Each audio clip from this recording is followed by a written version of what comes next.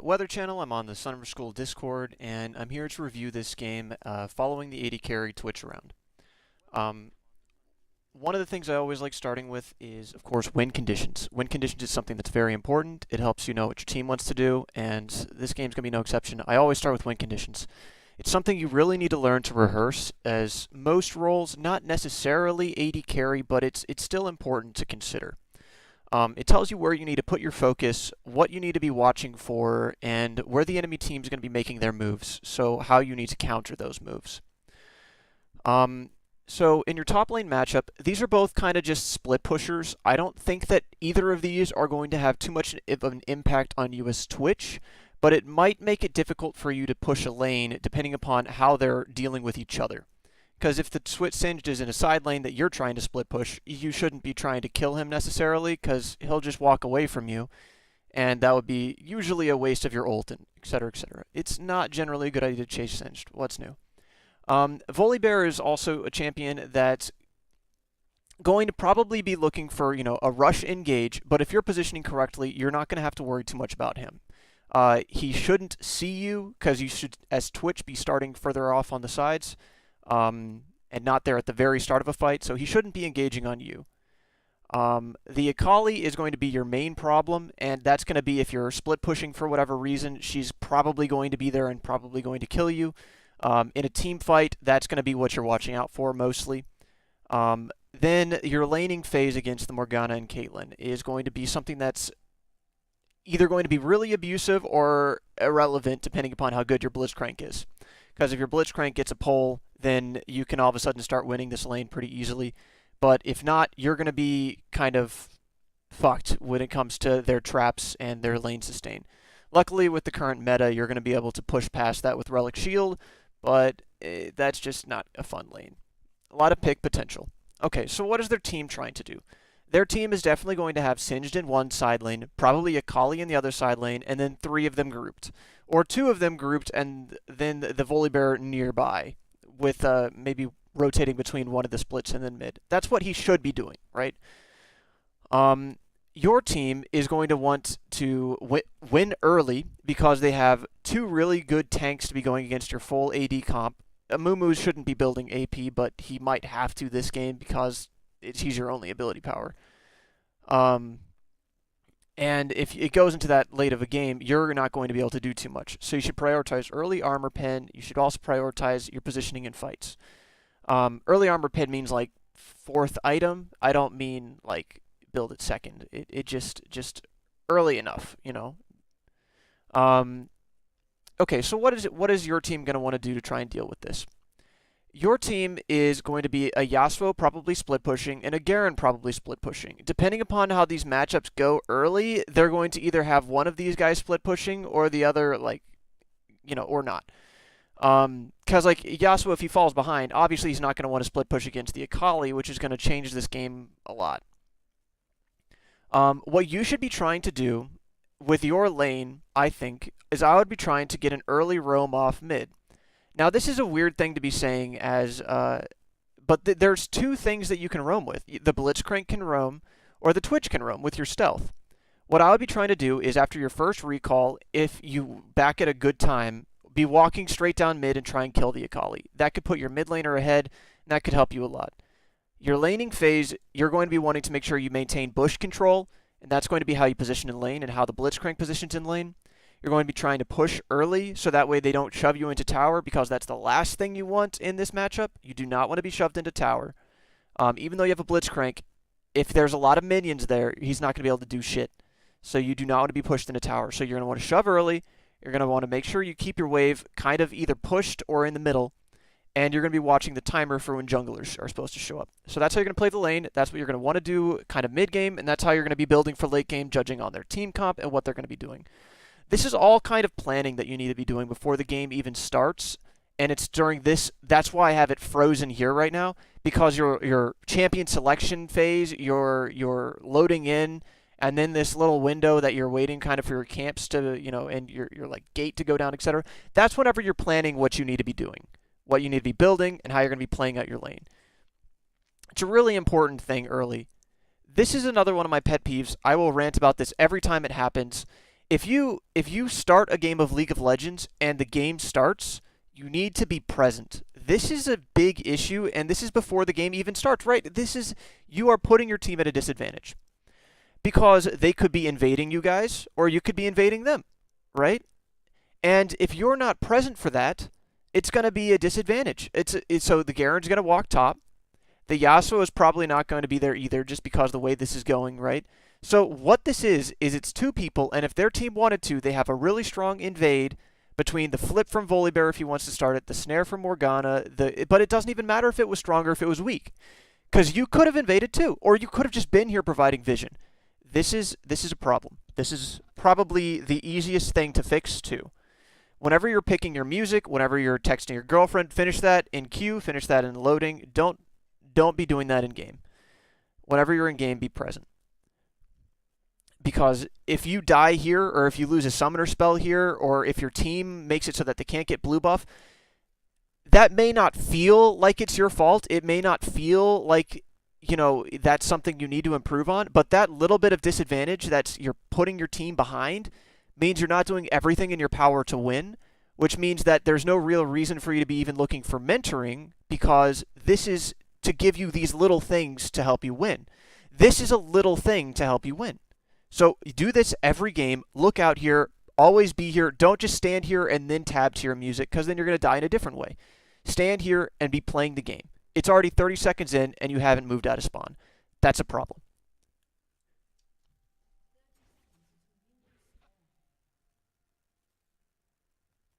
Because what if they walked up here?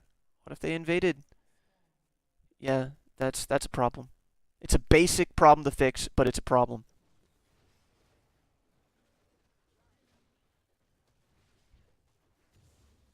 Alright. So you gave a shorter leash. I'm guessing you gave a shorter leash so you could come to the lane faster, and you also wanted to come to the lane safer. But you see, the main reason you would have wanted to come to the lane safer here is because you don't know where the fuck they are, because you didn't come here early, and that meant your jungler wanted to smite blue, which meant that he's going to have a slower clear now, which means that he's going to show up later to top lane, which means that top lane might get ganked and die. All these little things kind of add up, and I'm trying to make you aware of the impact that a decision like that has. You did show up early to this, but it's not necessarily early, because you could have walked down this way and been here at the same exact time. You might have gotten an early fight going that way, which you would have are avoiding, I guess, but you have better sustain than they do because you have Relic, and your Blitz has Relic, so you could go for an early trade. It doesn't matter. Alright, you have trouble on your level 1 because you're not autoing correctly. You're not setting up those CS, you're just kind of accepting the lost CS. I don't know if you spend much time practicing your CSing in general, but that's something where you shouldn't have missed any of those. There's no one contesting you, and you're here early enough to slap an auto on one of these to guarantee that you get all three of them. But because you don't auto them, you probably could have lost two. Yeah, you see how now they're all in a bad spot? And judging by how those minions were hitting, you could have lost both of them. You are getting the early shove off though, and largely that's because you gave such a short leash, so you did put yourself in a little bit of an give yourself a little bit of an advantage, but it's also because the Morgana's for some reason over here. So she really shouldn't have been trying to walk that other direction. She zoned herself out for a while, which caused the Caitlyn to get zoned out. You expunge here, which is completely unnecessary. It wasn't going to guarantee you a last hit that you couldn't have gotten. And it makes it so that way your level 2, if you're trying to rush level 2, is weaker because you can't expunge on your level 2. So you're wasting resources and you don't know how to manage CS, and you're not showing up to level 1s. That's already 3 things, and you're 2 minutes into the game. You charge yourself mana and cooldowns for something that you could have gotten anyways.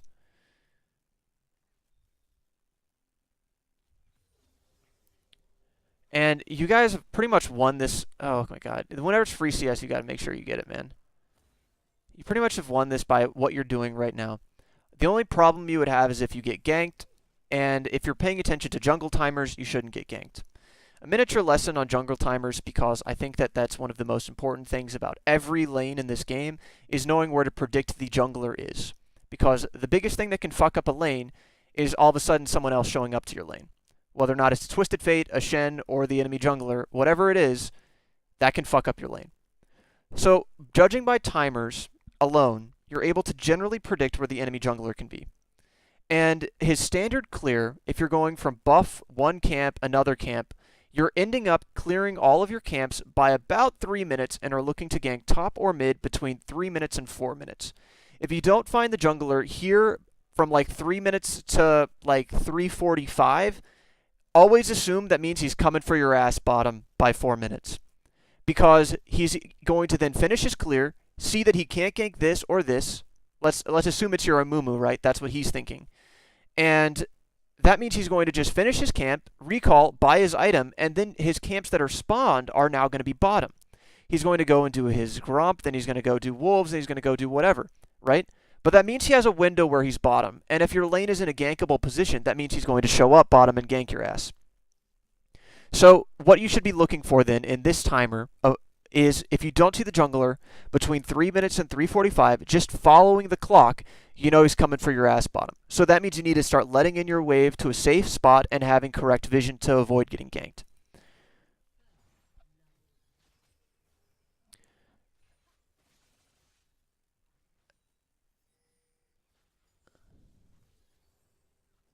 And to kind of prove this, even though our jungler over here, Amumu, did an extra camp, right? He cleared 3 camps and then the red buff. He's clearing it at 3 minutes. And the enemy jungler also did somewhat of a strange clear, ended up at Gromp. I'm able to cheat slightly with vision, but 3 minutes, he also cleared his camps. Okay, back to your vision.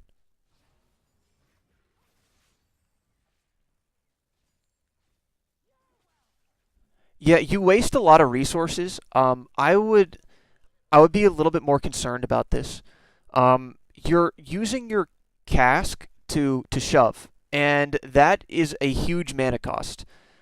Between your expunge and your cask, look at your mana right now. This means you can't go stealth, which means you have pretty much no kill potential at level 3. It also means that the only thing you're trying for is CS here, which you are winning in CS, but this isn't how you're going to want to play every lane.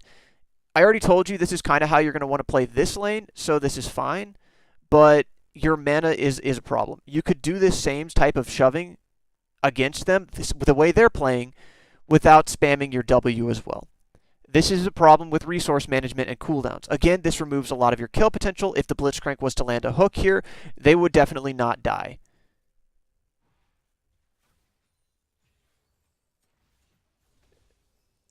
They're definitely not going to die. See, they just walk it out. You don't have cooldowns.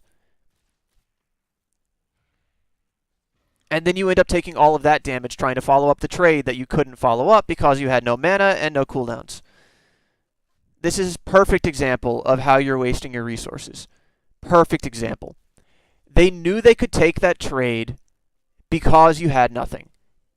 You had no mana, and now you have no health too. You also did follow this trade a little bit longer than you should have. Right around here, for some reason, you continue pressing it. You no longer have an advantage here. You're level 3 into level 3. Your Blitzcrank has no follow-up. They have minions now. You have no cooldowns and no mana, right? So you have literally no advantage to be chasing this. And even if you got another like 3 autos off somehow, you would need 3 autos in your expunge to kill her probably. And you're not going to get 3 autos on that. There's no way. So all you are is accepting trade damage. That's all you're doing here. Accepting harass. And it's probably because you wanted to greed for the kill, because you're like, oh, my Blitzcrank got a hook. That means we win, right? That doesn't mean you win because you're not managing your resources.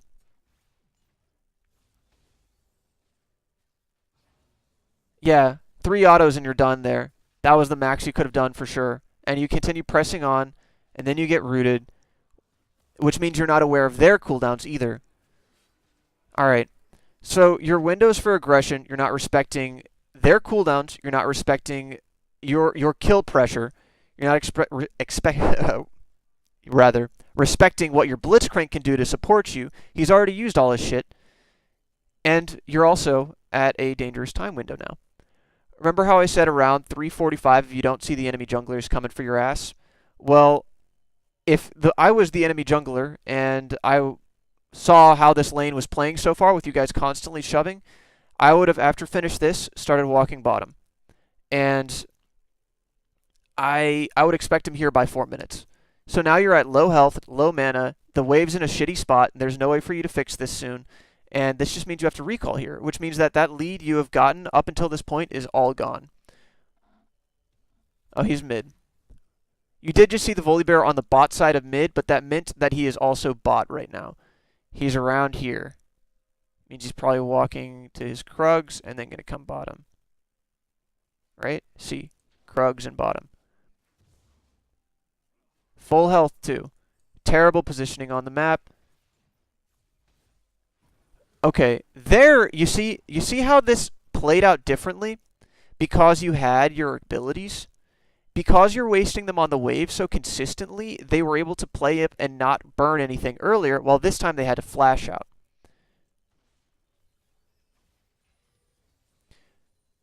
You also do have a good ward over here. I don't know if this is your ward or if it's your Blitzcrank's ward, but that is going to save your life. Zombie wards are also ridiculous. If you're playing in lower elo, they don't ward generally. I would always take zombie ward and also the trinket reduction thing, the cooldown reduction thing in that tree, or taste of blood as their second thing. It's just so good. Yeah, see, enemy jungler 4.5 minutes. This is your dangerous window. And if he wanted to, yeah. You don't respect jungler timers, and that was a very, very obvious gank. You saw him here, you know he was doing Krugs, he just walked bottom after that, dead. So far, there are about 5 things that you're doing. You're not respecting level 1s, you're not managing resources, you don't know how to position in minion waves, you don't know how to end your trade, you don't know kill pressure, you don't know resource management with mana, you don't know jungle timers. I also don't know how much you're warding. Again, I don't remember if this was your ward or if this is the Blitzcrank's ward, but this is a great ward. And yeah, it's something you should also be considering. It wasn't going to save you, though. As you saw, they could have just walked down this way. And it's just because you were so far up, not managing your wave. This was how you wanted to play this lane, but it's not how you wanted to play it permanently. You need to respect when junglers can come to your lane. Junglers will come to your lane if you do this. You need to watch the clock. You need to know when to let your wave bounce. Mindlessly shoving is not going to win you games.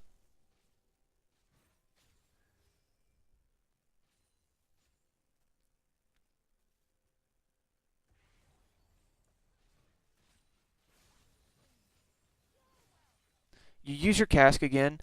I don't know why you do this so consistently.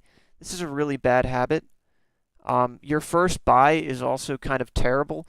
The crit is going to make it so you're going to lose out on more CS. It's just going to make it so that you can't predict your damage 10% of the time. It's not enough crit to actually matter. It's just enough crit to make you randomly miss CS. Never start with this. Never start with this. Unless like you're Yasuo. This is good to show up for the Morgana. It's also good to help save your Amumu, which they might be invading on. I don't think they're invading on your Amumu, but your Yasuo is dead, so maybe they would be trying it.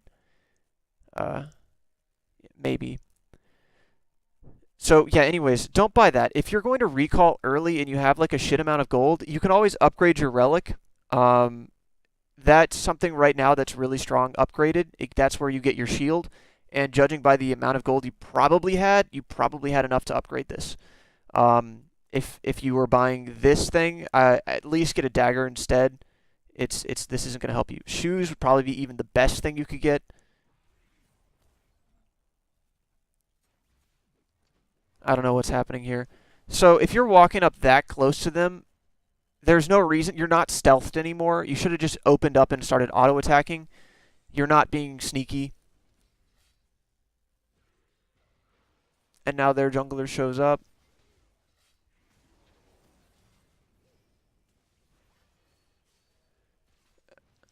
you had a trinket you could have put in this bush, but instead you started cutting around it, letting them have priority. You're also not level 6. Um, so let me explain what should have happened here, because this is something that should happen. This should happen. Whenever your jungler's buff is coming up and they're a jungler that relies on it as heavily as a Mumu, it's pretty common that they try and invade to stop this. It doesn't look like they're doing Dragon. It only looks like, at this time, they're going to stop a blue buff.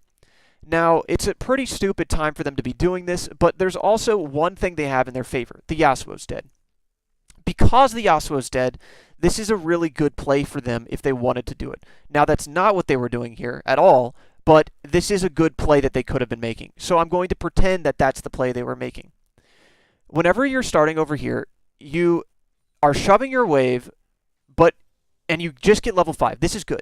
Whenever you just level up, you are at a power spike, basically. Right here, since you don't know where the Yasuo is, because the Yasuo's fucking dead, but you don't know where the Akali is, and she's fucking alive, you don't know where the what's his name? The Volibear is, because but he should be bottom because of jungle timers, right? Your Amumu's going to blue, Volibear's going to red. You know this fight 100% is going to be a 4v3. 4 for them, 3 for you. 100%. How do you deal with that? Well, if you played this fight out towards the Morgana, then you were able to make sure it was going to be a 2v1. Right? If they were invading, which in my scenario here, that's what they were doing, the Akali and the Volibear would have been going up like this, which meant they would not be able to show up to this play. So your targeting issue here is you're relying so much on the Blitzcrank hooking first before you do anything, and you're not shot calling. If you ping the Morgana here, you would notice how quickly this guy would have just walked up and slapped him, but you're also playing so far back with no auto attacks this whole time, and now you let them show up for this 2v2. Now not only is this a 2v2, but both of these cooldowns were blown, I think. Right? No. The Morgana did blow both of her cooldowns, but you see how he's also going down here? The Blitzcrank knows he wants to pull her off to the side. That's where you want this fight. In order to pick a smart trade as any role in the game, the easiest way and the most consistent way to have an advantage is with numbers. And let me show you again where you had numbers. Right here, when people are showing up, this is your numbers. 2 of you on Morgana, and maybe 2 of them on Blitz is what they're seeing, but if they're on the Blitz, they're on your tank and they're not on you. Right? So the way you play this out for the start is way too scared. You're not opening up. You're waiting and relying on him hitting an ability. You then stand right next to them, which is pointless because you're visible. You again throw your cask down, which this case I somewhat agree with, but it was kind of too late. She already had her spell shield. The slow wasn't going to work. You don't ward this. Yeah. So far you've got about 6 or 7 problems. You don't know how to ward in the middle of a fight. You don't know target priority. You don't know wave management for when junglers are coming. You don't know jungler timers. You don't know level 1 where to be. You don't know what to do with your abilities because you just throw them out wildly and use all your mana. You don't know how to press for kills or when not to. That might mean you don't understand your damage. That might also mean that you just are greeting for kills. That's a lot of things so far. And you just want to let him die. Yeah, you just want to let him die. Good. If you had this warded earlier, if you had it even warded now, you have to walk into the bushes when you have a fucking ward. Don't ever do this. That was a terrible fight. It was all their overstay, though.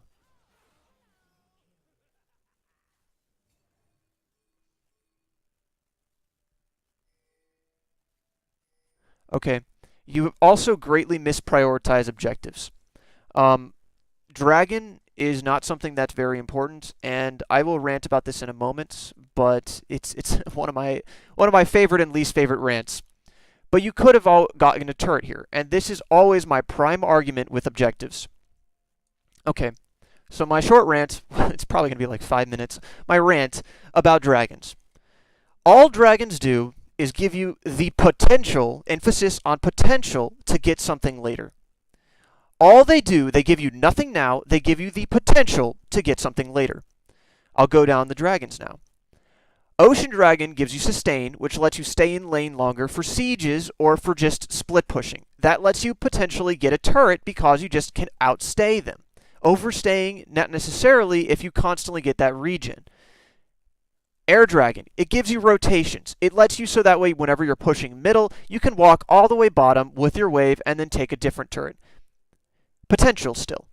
Earth Dragon gives you more damage to turrets, but to do damage to turrets, you have to fucking be attacking turrets, which means that if you're attacking it anyways, 10% extra damage usually isn't going to make the difference.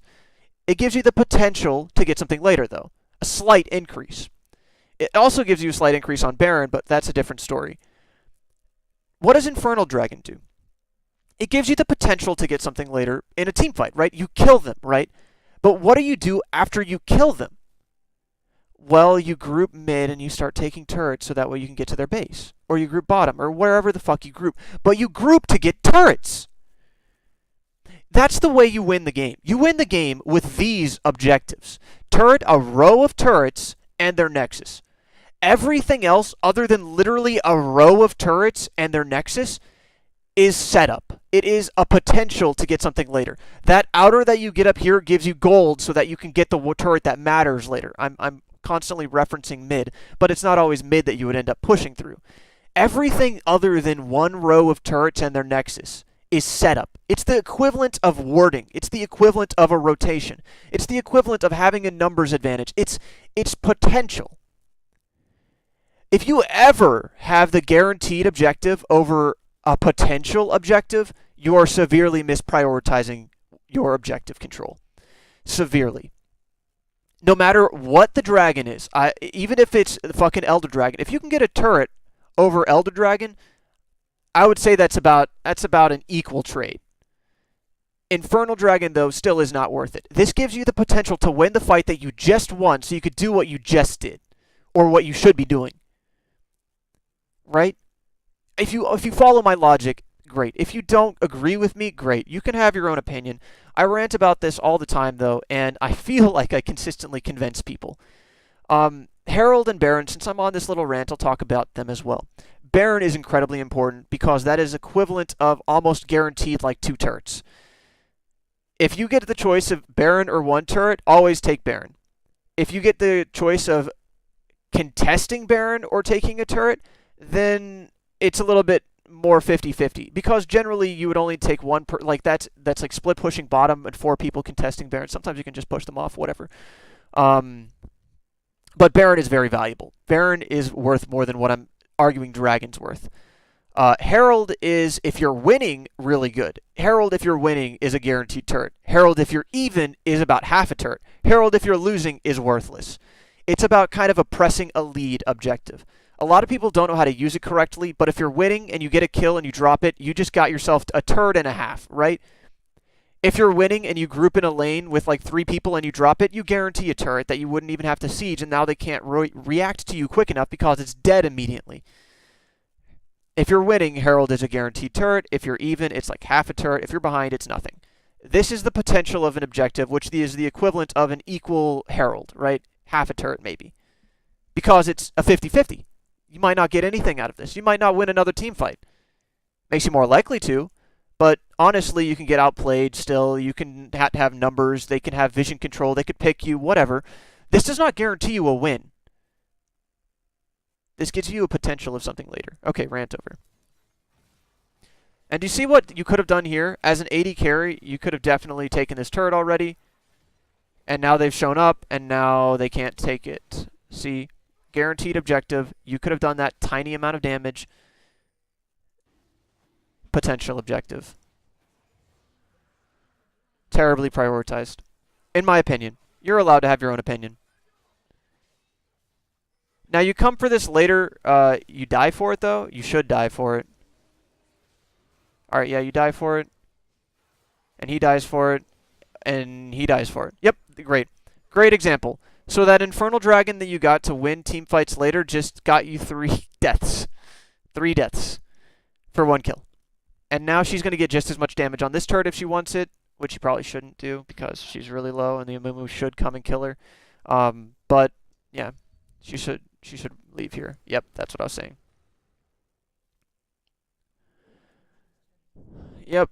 And you lost your bot turret with that rotation. All right, excellent example again. This is a guaranteed objective. There was no reason they should have gotten your turret here. That was from a poor rotation, poor objective call, and your disrespect earlier with the jungle timers.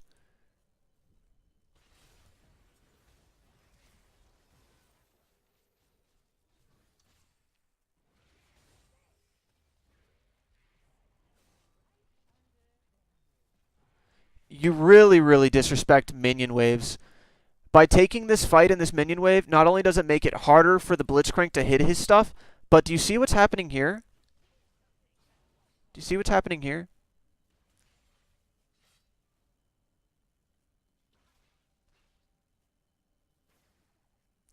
They do more damage than you think. Do you see how much damage they're doing to you?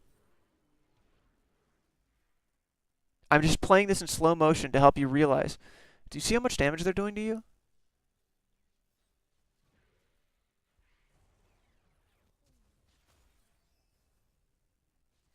Every auto attack they do is like 30 damage. You probably took 400 damage of minion aggro there. Or more.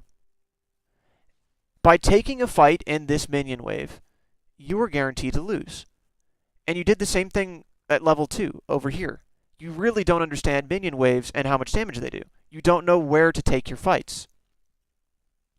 And by using everything for that kill, by flashing and stuff, you're now at a disadvantage for later, because the Morgana, what if she gets on you with her ult? Now you can't flash away.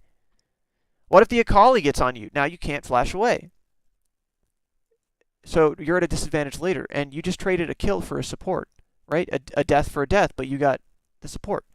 So now you're not farming, which you have 34 CS, which is kind of terrible at this point. And that whole wave that you just fought in, you could have picked up that wave, which would have probably been the equivalent of a kill. Yeah, so far you've got a lot of different problems. A lot of different problems. And this is a consistent problem since you did this level 2 and again. Look at this gold you're missing out on.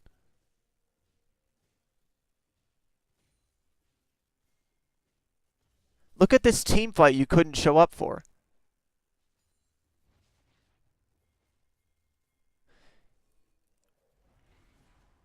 And one of the things you always should somewhat be thinking about is, what can you get later, right? What can you get later? So at that point, the Amumu was top. But if you had just let them push in a little bit more, the Amumu probably could have come bottom, and you could have potentially gotten this kill. Or maybe Yasuo could have walked bottom, and you could have gotten these kills. You could have gotten all of these minions. Always think about kind of what you can get later, because you're sacrificing all of this. And then the team fight that happens over here, you sacrifice this.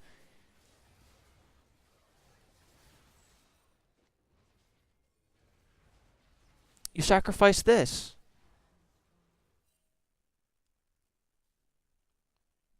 You may not feel like that's what you're doing, but when you're dead or whenever you're low life, whenever your wave's pushed into your turret and you can't show up for shit like this, that's very, very much so in part your fault. These deaths that happened over here, these 3 deaths that happened middle, you have so far cost your team a turret, you've cost your team 6 kills, and you've cost your team this turret earlier, which I don't know if that really changed too much, because you did get it here. But all you've done so far, really, with your decisions, you've gotten 1 kill over here and an Infernal Dragon for a turret and 6 kills. That's not a good trade. You're also behind in CS. You really got to work on your CSing. At this point in the game, 10 minutes in, you should have like at least what Yasuo has. You should have 60 something.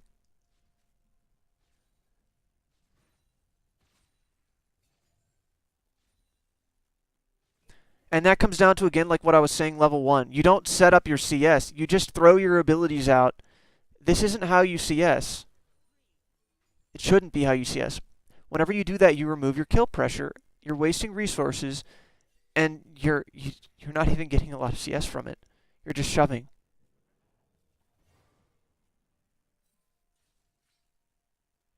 Interesting. So,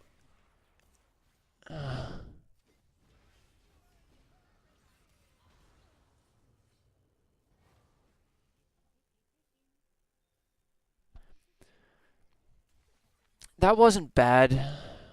I kind of disagree with it because I would have been pushing this wave, but showing up to this is going to end up pretty well because they were basically blind. After this, Herald is okay. I think that just going top would have been better. You don't need everyone on Herald. You only need 2 people.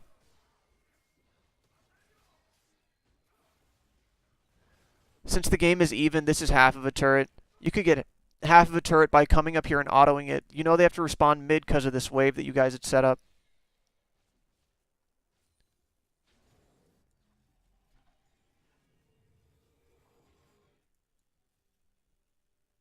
This wave is pushing hard into you. You need to go bottom.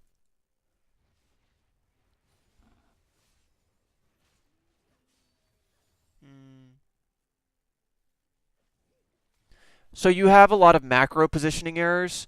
You don't know where to be on the map. This is from something as simple as your Dragon take to your Herald take to seeing the CS. I disagree with a lot of your macro positioning. Because of this, again, look at what you're missing out on. Guaranteed objective, in essence, is this.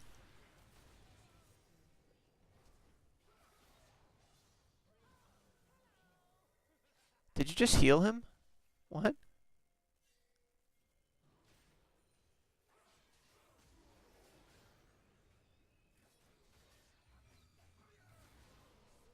Your Yasuo is doing very well. I was hoping you weren't going to pick a stomp in either direction because this game you're pretty much just getting carried by the Yasuo. I'm not saying that as an insult. I'm just saying that your Yasuo is playing very well, and it's if in situations where someone on your team does really well, bad decisions aren't as apparent because now you're able to get a turret out of this when if you looked at it, you had a numbers disadvantage and you shouldn't have. This fight that you took over here was a 3v3, and then the Volibear came up behind you guys. And look at this fight. You see the disadvantage that you have starting this off? The Blitzcrank didn't have hook, is half life, and you don't know where Volibear is. But he is taking this fight and still wins it, and that's just because of how far ahead he is. Again, I'm not saying this to be insulting. I'm not trying to make it sound like you get carried every game, but the Yasuo is carrying, which makes this a harder game to actually talk and show you your mistakes. Your Amumu ends up going down to pick up this gold, so it's not wasted, but you should have gotten that. Your kiting is pretty good, but he also doesn't really have that much to get to you after he had already used his stuff on the Blitzcrank.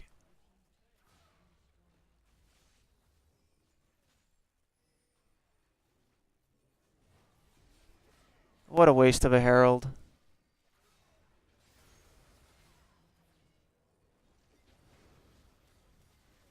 Macro positioning mistakes. You overstay here. I don't know, for starters, why you felt like you needed to invade his red buff. I know his red buff was up, but you know what else was up? Well, obviously you do now, because if you look at this, there are 5 people that are up on their team. And if you look at the map, they're all here. So you chose to take this red buff in their jungle, which they could have had warded. And you die for it, which is finally, you know, a little bit of punishment for your mistakes.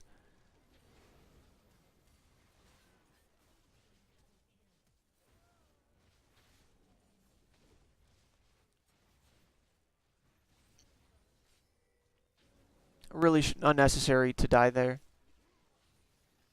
And that was a waste of a Herald. As I explained, Herald if you're losing is nothing. Herald if you're even is half a turret.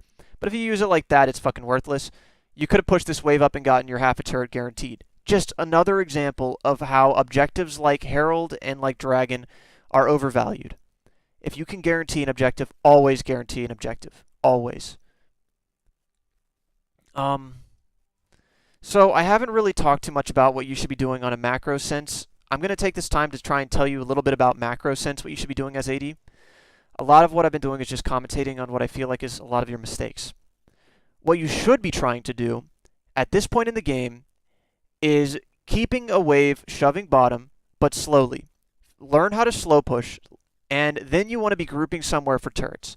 Since you still haven't taken bot turret, I would try and ultimately take this turret. In order to do that, you're going to need to buy a pink ward, and you're going to need to use your trinkets. What you're going to do is you're going to, whenever you somehow get up into their base like you just were, you're going to drop a ward at their red buff, or you're going to drop a ward over in this bush. One of these two bushes will catch out probably 50%. Then next, you're going to either drop a ward here, or you're going to drop your other ward over here. It depends which way you're trying to set up. If you drop a ward at the red buff, like this, you're not going to need one in the tri-brush. You're going to want your second one up here to stop river roams. This is mostly meant to set up for someone who still has mid turret up and is going to be roaming through the jungle like this, or roaming through river like this. If they roam through the jungle like this, they're going to get caught at your red ward here. They're also going to get caught if they roam as a jungler like this. Now, since you have both of your mid turrets down, that is not likely, so you're going to want to set up a ward over here to see them going from their base to you, and you're going to want a ward in the tri-brush if they push up further and are coming. River is no longer an issue. So you're going to want to pink this, or pink this, and vision ward the other. The reason you want the pink ward is for a permanent vision, because that way you can set up for this at any time. A ward over here would probably survive longer if it was pink than it would in the tri-brush, but who knows? Depends how much pressure they're going to give you. So why am I telling you to do this? Well, if you get this turret killed, by 20 minutes, Baron is up. That means you no longer have to worry about splitting this lane, and it also gives you a longer lane to manage your bot wave. You could start a slow push way back here and have it stack up to be enormous once it gets to this turret, while it would only be half as much if it got to this turret. The extra, 2 waves that get to hit before this turret makes a big difference. Also, if you got rid of this turret, your next outer would be up here, which would set you up to also be in position for Baron. 20-minute Baron is actually very realistic. Not necessarily with this comp, but I have done Baron as it spawned consistently without even 5 people there. And it's a very easy objective. It's not easy if you have 30 CS though, so you're going to need to work on that. So trying for this turret is your next step. If Yasuo wants to split push this lane down, at this point I would just let him do that because he's super fucking fed and can 1v3 anyone that comes to him. If he does that, I would go top. But this is probably still going to be your problem, your objective, and what you're going to work for.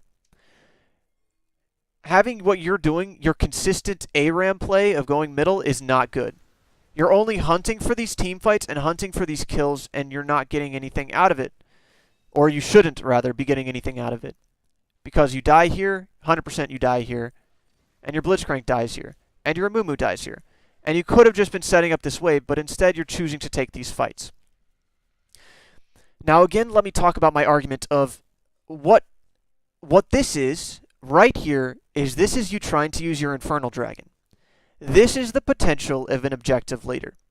You never have to take these fights. In lower elo, for some reason, people always try and take team fights, but team fights don't win you games. What wins you games is literally taking the Nexus. Literally taking the Nexus wins you games. This gives you the potential of doing that. But it also is a coin toss. They had 4 people here, you had 3, and you didn't know that because you have no vision, and that's going to be a pretty consistent problem at lower elo. Also, your carry wasn't there, so this is a great, realization perhaps that you're being carried this game. You can't take fights like this. You don't know where their whole team is.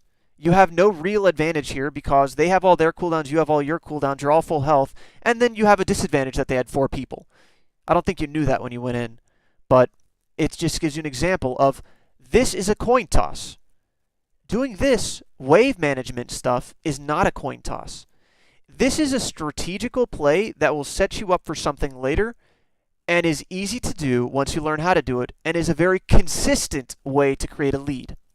This wave is already pretty well pushing though. I don't think you need to worry about this right now, but if you were to be pushing it another wave, maybe it gets this turret. I don't think you would be able to overstay for that because you don't have any vision control over here because you haven't set up for it yet. But anyways, I'm just trying to stress the importance of these little things. Team fights is not something you should be thinking about as your game-winning criteria.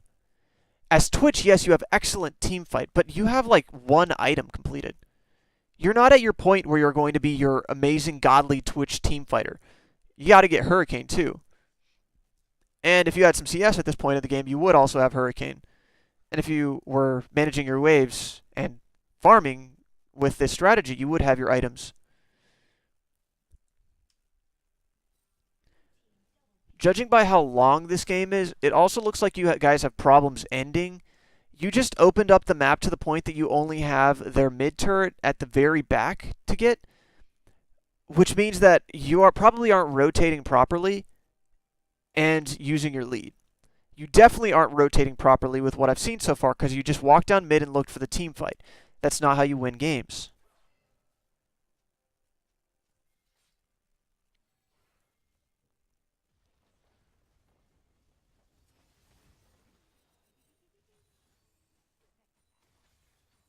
Please keep pushing. Good. I would have kept pushing that anyways. I thought that they would have been responding to the Garen bottom more than you. So my jungle timers thing only works up until about like 12 minutes or something, because after that people just start taxing the jungle and it's really hard to predict based off of what camps are up where people are going to be. You have to see them to know where they are. It's really, really hard to track based off of camps. Another problem here is, of course, your team wasn't with you, but you need a ping. You need to ping. You need a ping. And my rationale with that is if you're thinking you deserve to climb, right? That means you believe you are better than the people you're playing with. And if you're better than the people you are playing with, lead them to victory. Tell them what they need to do. Don't flame them. There are ways you can say things, though, that is not flame, but leads them to victory. It's really simple to do. It's really simple to do. Whether or not that is you ping assist me on this turret, you have 4 people here, and now all of a fucking sudden that this guy doesn't walk up to the turret anymore. Whether or not that is you say in chat, hey, we do Baron quickly. Whatever it is, it's pretty easy to do.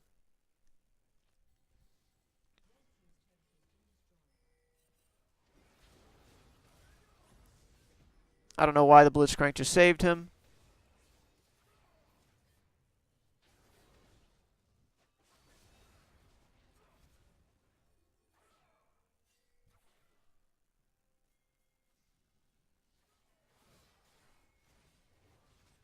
You're again just looking for these team fights. You have no objective focus. You were telling me you think that you have strength when it comes to objective focus, but I hope with my rants I have convinced you that turrets are pretty important. Turrets as AD carry is how you're going to win the game.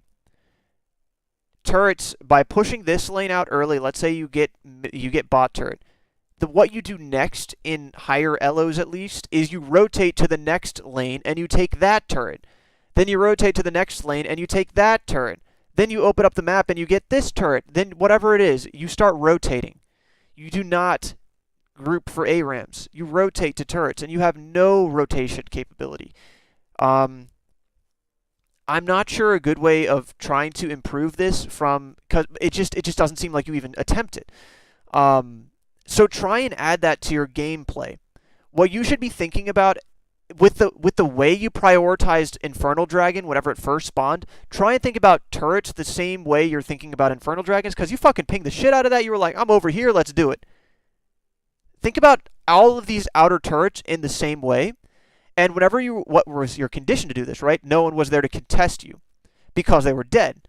Another way no one can contest you with turrets is what wave clear do they have? If they got a fucking Malphite top, he's not going to wave clear shit. He might engage on you, so you're going to need proper wards to make sure it's not going to be a 2v2 where the jungler comes to fuck you up. But as an example, that's an easy turret to take. That's easy turret damage. Malphite's an easy person to siege into. Now, if it was a Xerath mid, obviously you're not going to fucking go rotate mid because he's just going to wave clear that. It's going to be a waste of time.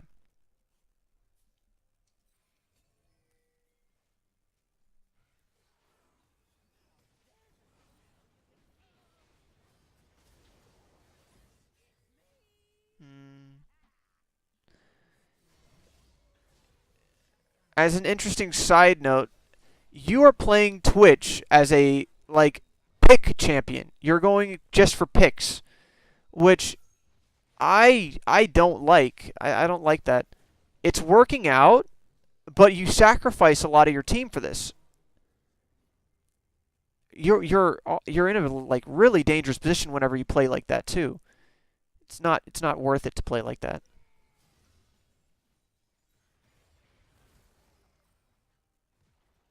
This is what I'm talking about. This is what you do. Oh no. But, of course your team was running away, so you didn't get it.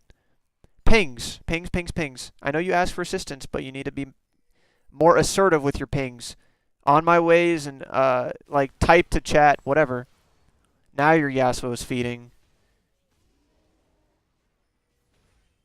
He doesn't know what to do with his lead. And you don't either, apparently. See this?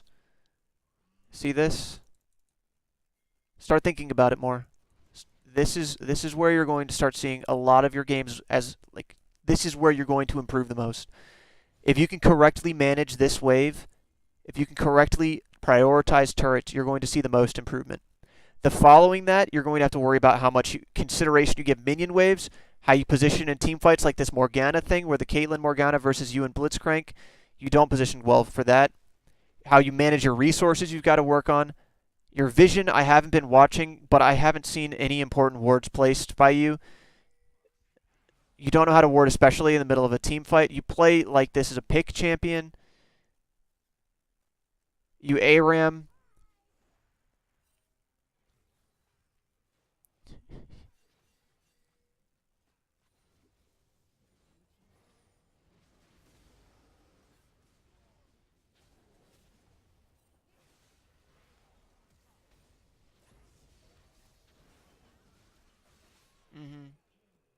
So I'm not going to talk too much about that because that was okay. Y and I don't really want to go into positioning mistakes there. You have other problems you've got to focus on.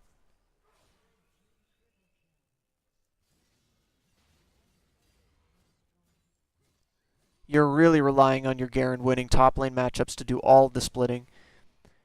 Yeah, this game is really troubling. Your Garen is the one who has taken pretty much all of the turrets so far. Your Garen and your Yasuo. That's something you've really got to work on as Twitch. You're playing Twitch like you're a mid lane assassin. That's really bad. Um, yeah, you've got considerable amount of things you can do to work on. And again, I'm not trying to say this stuff and in this way to like flame you. Whenever I'm pointing out things like this, I always think of it as untapped potential. The biggest problems that I can't help with are things like, last hitting is something that you're going to have to work on, but your last hitting issue largely comes from you just not catching waves. Mostly. I can't help with stuff like that because the only advice for that is practice. But whenever it comes to understanding what to rotate to or stuff like that, that's something that's pretty easy once you start to think about it and understand it. Which means that this is untapped potential. This is rating you haven't, polished off yet. You can easily add this to your gameplay. You can easily add not ARAMing to your gameplay. You can easily add not or rather showing up level 1. You can easily add managing your cooldowns, stuff like that. Those are things that are untapped potential. Those are things that even if I'm flaming it in a way, I'm only doing that to try and point out that it's easy. It's easy. Once you think about it, it's easy. But I don't blame you for not thinking about it because strategy in this game really is kind of weird because a lot of it can come down to just getting outplayed. So maybe you can win a game by just outplaying someone. Yes, you can. You just can't consistently do it because eventually you're going to cap out. What I focus on whenever I do reviews is largely a very consistent way to improve gameplay. By rotating properly, by choosing objectives correctly, by managing waves, things like that, warding in the middle of a team fight so you don't have to walk into the bushes awkwardly, these are things that you should be thinking about. And once you think about it, it's easy.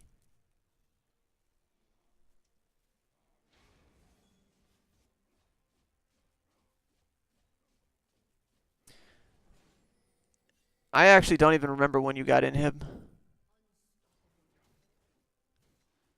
So the game's pretty much over here.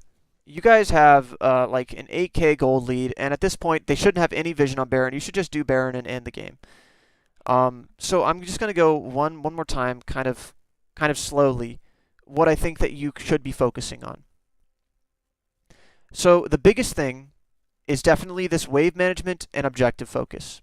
If you start to focus turrets and know how to slow push this wave and focus turrets and rotate to turrets, always be rotating to turrets, then you're going to see a lot of improvement. Secondly, you don't know how to pick fights, and the largest problem with that is understanding cooldowns, kill pressure, and minion waves. You really disrespect minion waves whenever you pick your fights. Understanding those three things will help you a lot. Next, with that same logic, is positioning. Whenever you're positioning for the Morgana fight, or over here, you had a very easy fight to the Morgana, but you continued staying stealthed for some reason, and then you weren't auto-attacking that whole time, and you let her run all the way up the river. This was probably like 4 seconds of you auto-attacking her, and she escaped with like no health.